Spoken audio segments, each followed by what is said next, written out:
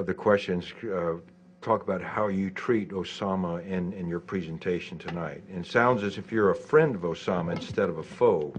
Please explain further of your present position, which seems to justify the New York Times criticism. Well, I think he's an extraordinary man. I think if you look back at our own world, at our own society, there's no man who has changed our history for the worse more in the last 50 years than Usama bin Laden. And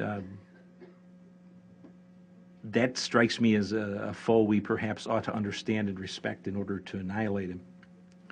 Bin Laden is an absolutely unique historical figure in the contemporary world. We have all watched, for example, the Palestinians, all of whom are of the same ethnic derivation. They all speak the same language. They can't get from one side of the street to the other without arguing for 6 months. Bin Laden's organization is multi-ethnic, multilingual. It is absolutely unprecedented in the Muslim world. This is a man who is, though we don't like to admit it, cut very much from the cloth of Islamic history, of Muslim heroes. He is unpretentious. He is not flamboyant. He speaks Arabic that is said to be poetic. He has been wounded in combat 4 times. He has a tremendous cachet in a very poor Muslim world as a man who gave up being heir to a $20 billion fortune, or at least part of it, to drink Afghan water and fight for 25 years. He's someone who needs to be respected before we can defeat him. And I also, frankly, will tell you that he does what he says he's going to do.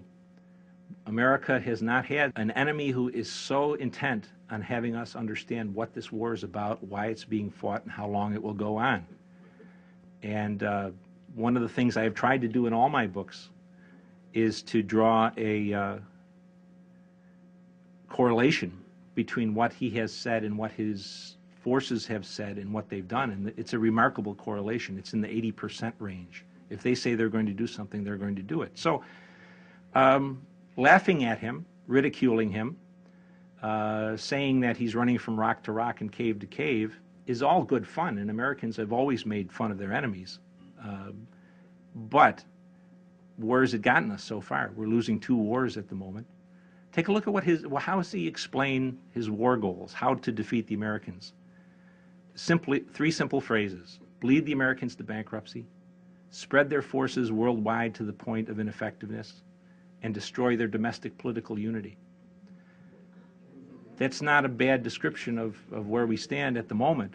And if you're going to treat someone who has brought us with our own help to that point with just contempt and ridicule, I think you will underestimate the enemy for the foreseeable future.